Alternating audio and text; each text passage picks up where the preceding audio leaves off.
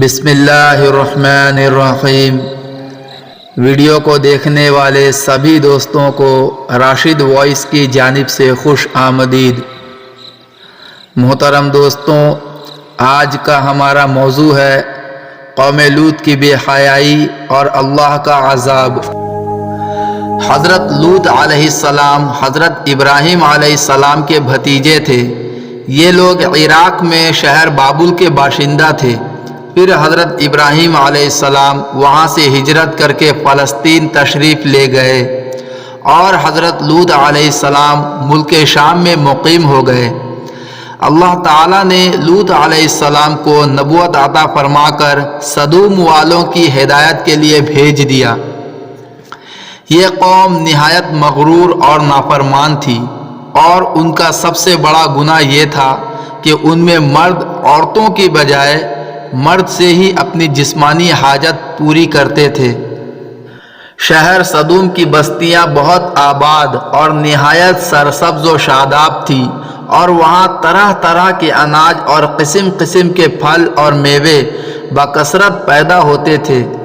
شہر کی خوشحالی کی وجہ سے اکثر باہر کے لوگ مہمان بن کر ان آبادیوں میں آیا کرتے تھے، اور شہر کے لوگوں کو ان مہمانوں کی مہمان نوازی کا بوجھ اٹھانا پڑتا تھا۔ اس لیے اس شہر کے لوگ مہمانوں کی آمد سے بہت ہی تنگ ہو چکے تھے، مگر مہمانوں کو روکنے اور بھگانے کی کوئی صورت نظر نہیں آ رہی تھی۔ اس ماحول میں ابلیس ایک بوڑھے کی شکل میں آیا اور ان لوگوں سے کہنے لگا، اگر تم لوگ مہمانوں کی آمد سے نجات چاہتے ہو تو اس کی یہ تدبیر ہے کہ جب بھی کوئی مہمان تمہاری بستی میں آئے تو تم لوگ زبردستی اس کے ساتھ بدفعلی کرو۔ دنیا میں سب سے پہلے بدفعلی شیطان نے کروائی۔ وہ حضرت لوط علیہ السلام کی قوم میں خوبصورت لڑکے کی شکل میں آیا، ان لوگوں کو اپنی جانب مائل کیا اور گندا کام کروانے میں کامیاب ہو گیا۔ لوگ اس برے کام کے عادی ہو گئے۔ اس طرح وہ عورتوں کو چھوڑ کر مردوں سے اپنی خواہش پوری کرنے لگے۔ حضرت لوط علیہ السلام نے ان لوگوں کو بہت سمجھایا اور اس برے کام سے منع کیا، پر ان کی قوم نے ان کا کہنا نہ مانا۔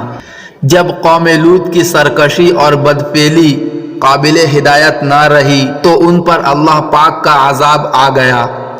حضرت جبرائیل علیہ السلام کچھ فرشتوں کے ساتھ خوبصورت لڑکوں کی شکل میں حضرت لوط علیہ السلام کے پاس پہنچے۔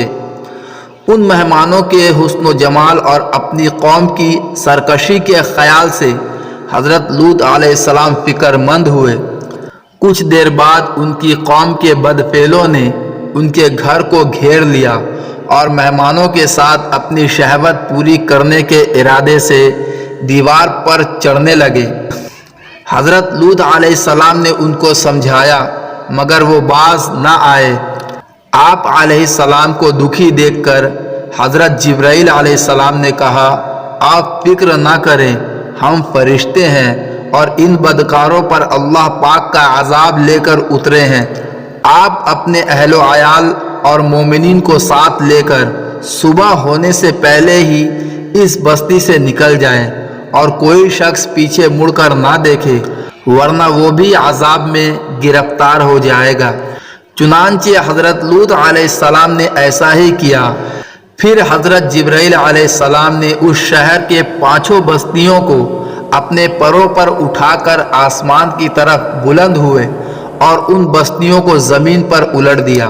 پھر ان پر پتھروں کا بارش برسایا گیا اور ان کی لاشوں کے چیتڑے اڑ گئے۔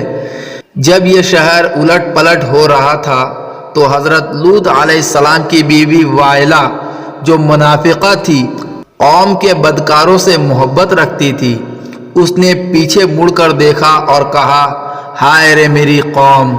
اس پر اللہ تعالیٰ کے عذاب کا ایک پتھر گرا اور وہ بھی ہلاک ہو گئی۔ بدکار قوم پر برسائے جانے والے ہر پتھر پر اس شخص کا نام لکھا ہوا تھا جو اس پتھر سے ہلاک ہوا۔ اس طرح اللہ تعالیٰ نے قوم لوط اور اس کی بستی کو تباہ و برباد کر دیا۔ حضرت سلیمان علیہ السلام نے ایک مرتبہ شیطان سے پوچھا، اللہ پاک کو سب سے بڑھ کر کون سا گناہ ناپسند ہے؟ ابلیس بولا، جب مرد مرد سے بدفعلی کرے اور عورت عورت سے خواہش پوری کرے۔